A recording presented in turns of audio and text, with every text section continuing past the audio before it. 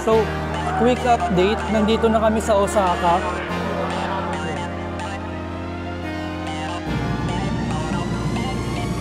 Nakaboard na kami. Mamaya after mga 4 hours. Mag-document check. After nyo, mag-online check. Pasok na tayo ngayon sa loob.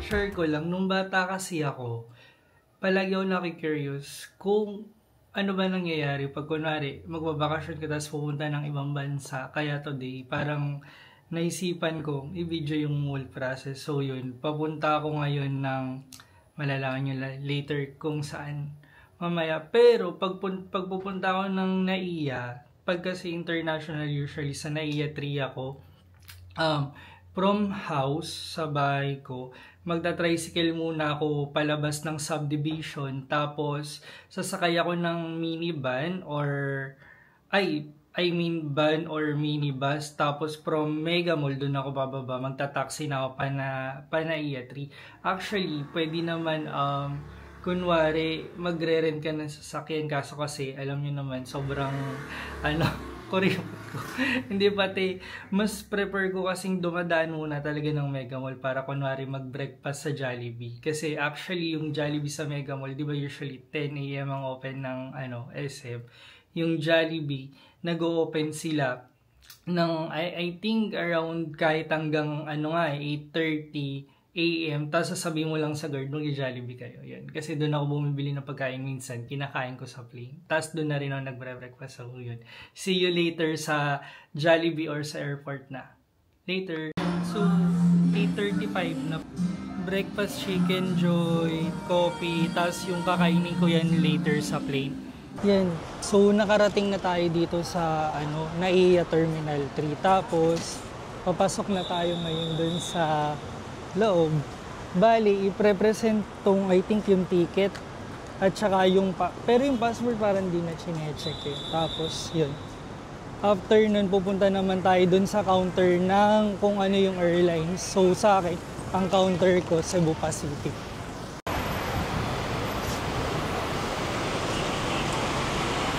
Hey, good morning. So dito kayo magbabayad ng travel tax. Pagka international, 1,620. Yan. Hinihintay ko lang yung kaibigan ko. Nandito ako ngayon sa gate 5. After nyo magbayad ng travel tax, pupunta naman kayo dun sa counter nung airline nyo. So ako Cebu Pacific, tapos pipila tayo dun sa document check kasi wala naman akong luggage na i-check-in. Lang ako hand carry. Tapos after nun, dun sa document check, titingnan na yung visa nyo, yan, kung saan kayo pupunta, kung saan country, titingnan yung visa, tas yung nyo, passport, tsaka I think lalagyan ng sticker yung hand carry nyo. So after nung check-in, mamaya papakita natin, pupunta naman kayo sa immigration. So dito kayo mag-document check after nyo mag-online check-in. Bali wala kasi kaming check-in baggage, kaya dito na kami. Kinuha na ni Miss yung passport namin tsaka yung ticket. Document check. After nyo sa document check, dito na international departure. Tapos dito na yung immigration. The controversial immigration. Nandito na tayo sa immigrate. Yan, after nyo dun sa immigration, yun. Medyo na-hold tong friend ko. Kasi hinahanapan siya ng COE. COE ko, May pa, kasi pinang-apply ko yun ng visa, di ba? Kaya nga, medyo lang. Ba't ka hanapan ng COE na latest? Kung may ID ka naman ng company, tapos, yun nga, may COE ka, may ID ka pa. Kaya medyo na-bother lang ako kasi tagal mo rin, di ba? Magtutur ka lang naman. Very bad. Anyway, ito, papakita ko sa inyo kung saan chinecheck yung mga gamit. Dito. Yan. Diyan. So, bali dyan, dadaan kayo dun sa parang umiikot na yun. Tapos, i-check dun yung gamit nyo. Dito, dun sa may x-ray. Then, dun dadaan kayo, ubarin nyo yung sapatos nyo kahit sandals. Yan. So, pupunta naman kami dun sa labas ng gate namin.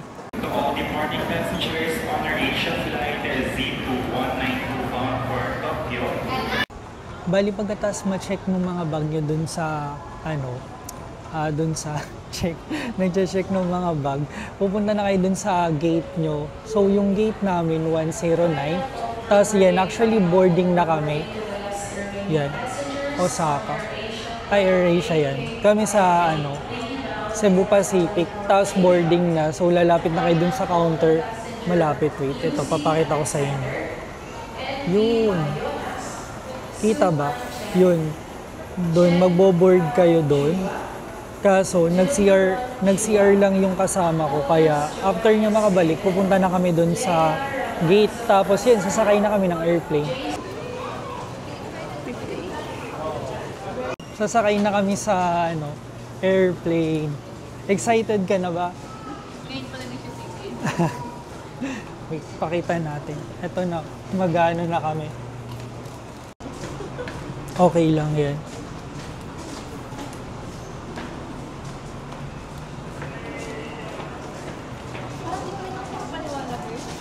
Normal na plain t-shirt. Perform the functions described. In case of emergency, please ask the cabin crew to receive you. Nakaboard na kami ng plane. Mamaya after mga 4 hours, kami dad landing dun sa destination namin. Medyo nakakahiya lang mag-video pero later, pag landing namin, touchdown, dun na lang ulit ako mag-video. Bye!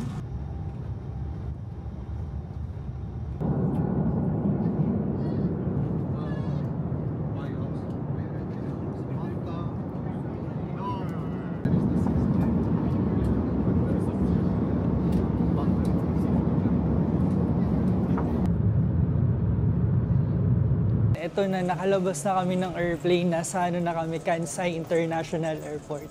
So, kumusta yung, nakatulog ka ba? May gusto ka bang i-share? Mukhang, yun, nangyari. Pwede bang i-share mo dito sa, natin? Sige, mamaya. Ito yung Kansai International Airport. Yan, wait, iharap natin. Yan, wow! Ikutin namin yan pataas, tas nandun yung immigration nila. Kaya makikita nyo later, punta tayo sa dadaan tayo ng immigration, talagang need siya. Tapos, yun, lalabas na kami dun sa train station. Ito naman yung mga pa-departure. So, pagka babalik pa uwi na kami, dito kami. Okay. Hindi pala kami dito kasi magna-Nagoya pala tayo, no? Dun tayo babalik sa Nagoya. So, ito yun, Kansai International Airport. Ito na yung immigration. Yan. Papatayin ko muna kasi pinapatanggal na yata nila yung video. Pagkatapos nyo sa immigration na yan na, sa arrival baggage. Tapos, ito na. Women's Pavilion. Yung sa yung sa Osaka Expo. Yan, pagkatapos nyo sa immigration, nandito naman kami sa customs. Sayang hindi ko na video kanina. Nung dumaan kami dun, nag-scan lang ng muka, tas diretso na din. Ito na yung exit. Yan. Besya nung basa dun? Deguchi. Exit. So, yun. Nandito na kami sa exit ng Kansai International Airport. Ngayon, ito na, Japan na to. Ito na Japan, be. Ito na yung Japan.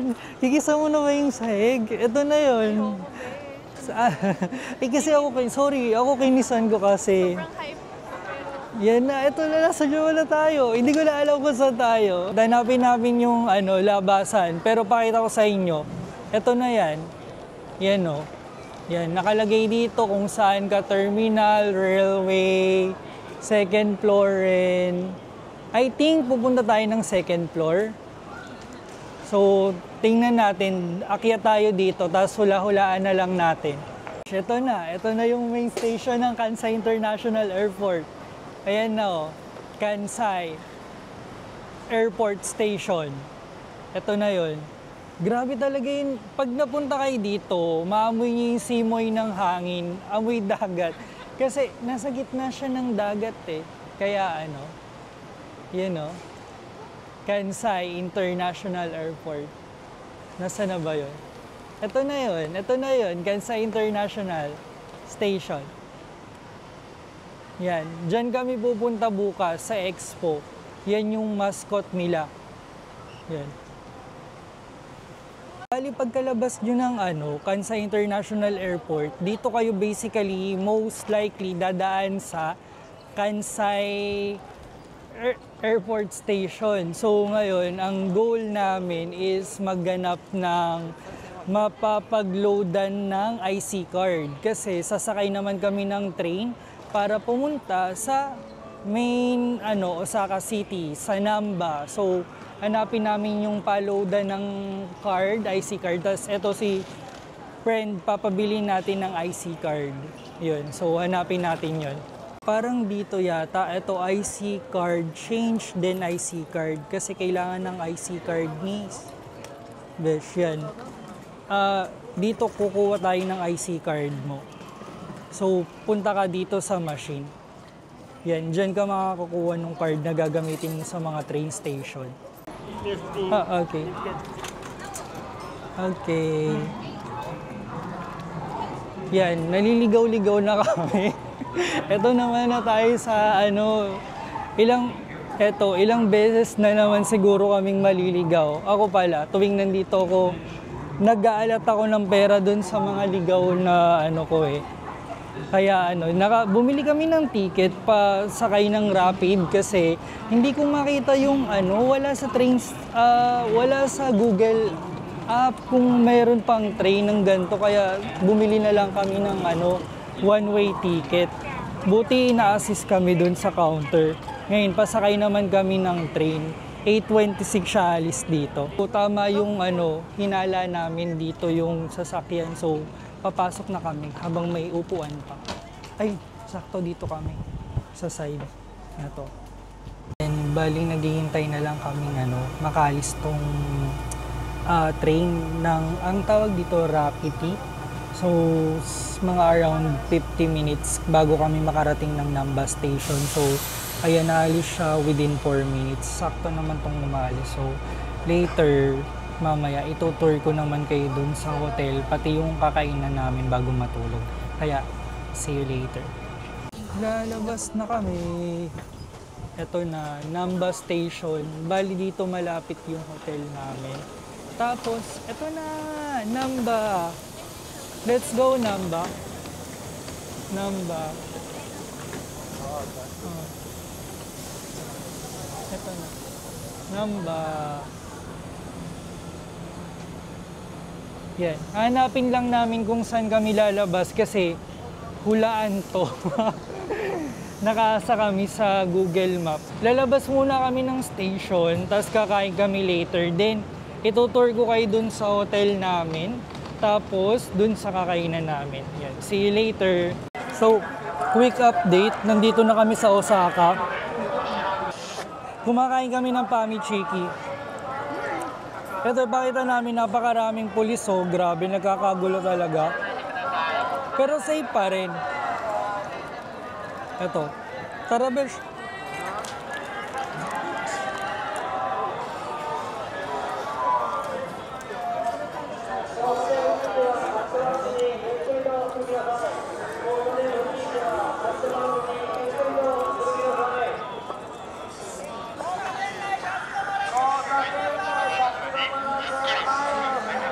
Ang raming pulis, oh. Alam mo yung Hala. Grabe. Nakakatakot, oh.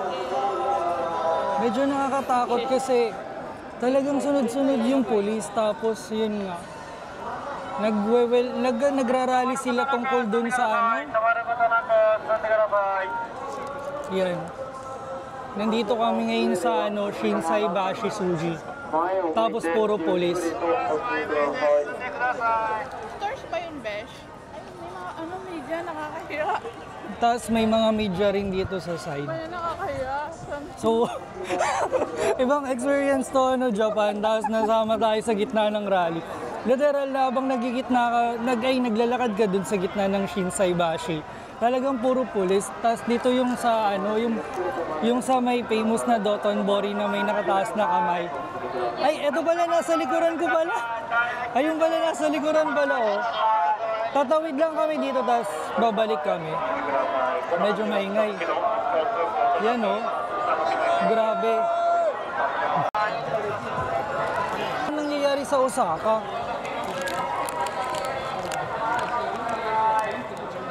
So, nagulat lang kami kasi grabe. Ayaw na nila yata magpadaan dun sa bridge. Pinapalis na nila, galit na yung sinasabi sa Japanese galit na. Kaya pinaikot kami tuloy. Ngayon, pupunta naman kami sa Ichiran. Kasi hindi kami tumuloy kasi ang pila 6:50 to 60 minutes. Baka mas mabilis na ngayon. Tapos try ulit namin, then after nun yun. Para makakain na kami ng dinner. Ito yata yung nasunog na building yung nabalita. Yan, parang kalapit niya dati itong Ichiran.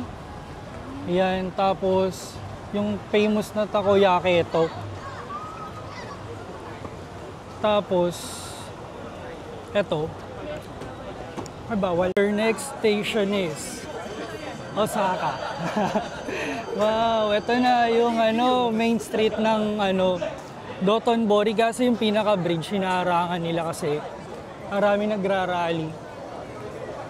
Yan. Ikot tayo dito. May dragon.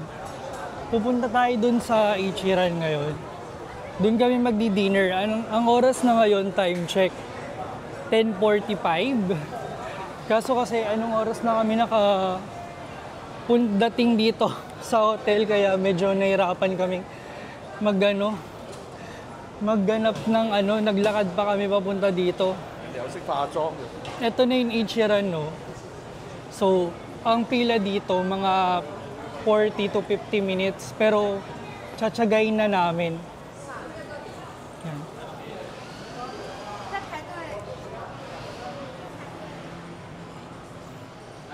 Bali, nilaban na namin yung Ichiran. Ito.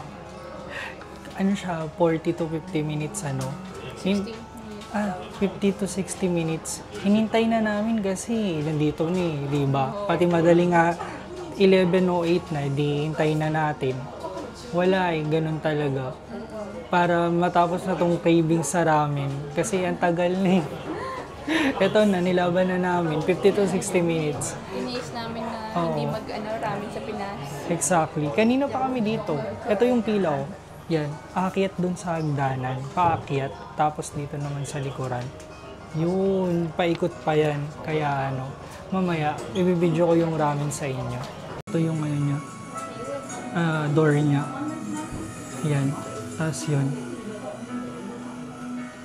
Ito yung hagdanan.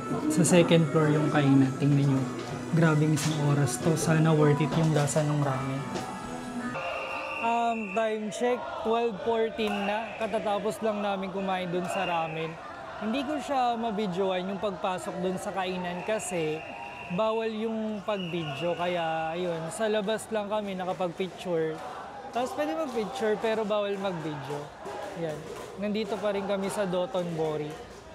Tumitingin lang ng gamot yung kaibigan ko kasi sobrang nabusog kanina dun sa ramen. Grabe. Sobrang na-satisfied yung cravings namin pero di kami makalakad sa sobrang busog. Yan, ganito yung gabi. Ay, ganito yung gabi. Ganito pag wait lang. Ganito pag gabi sa Dotonbori. Yan, 12:14, 12:15 na, ganyan. Medyo madilim na rin pero marami pa rin tao. Kala namin kung ano na nangyayari kanina. Meron lang pala silang ganap. Kaya yun. Sugay ne.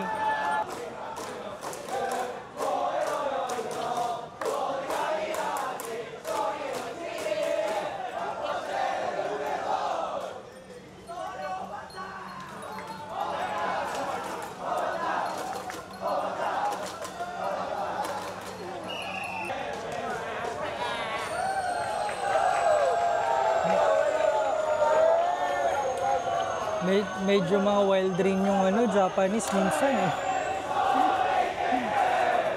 Galing. Kababalik lang namin dito sa namin, hotel namin. Tapos, ang cool niya kasi, itutur ko kayo ng mabilisan. Inuubad yung tsinelas niya. Yung sandals, di ba? Bawal dito. So, uba rin siya. Kukunin mo tong sandals, tapos, yan. Pupunta ka dun sa locker nung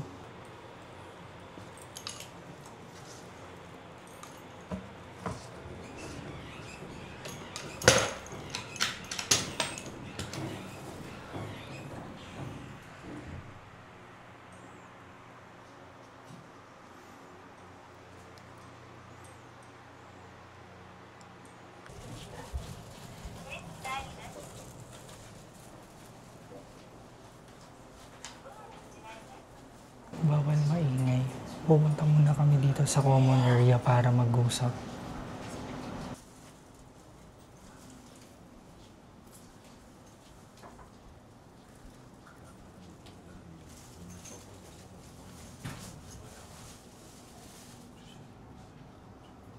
Yan, bali nandito kami sa common place. Common place ba tawag dito?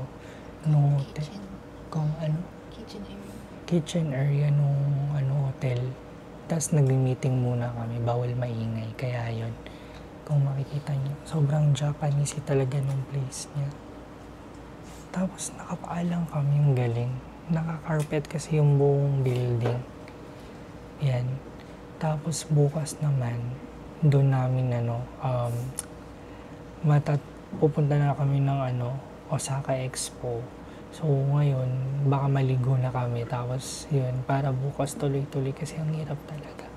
So ito yung kitchen nung hotel namin. Pwede ka magluto or maglinis ng kitchenware ganon. Tapos meron rin parang nakaupo sa lapag. Tapos may mga bini na naupuan. Yun, kaya anyway, ito siya. Iharap ko yung camera.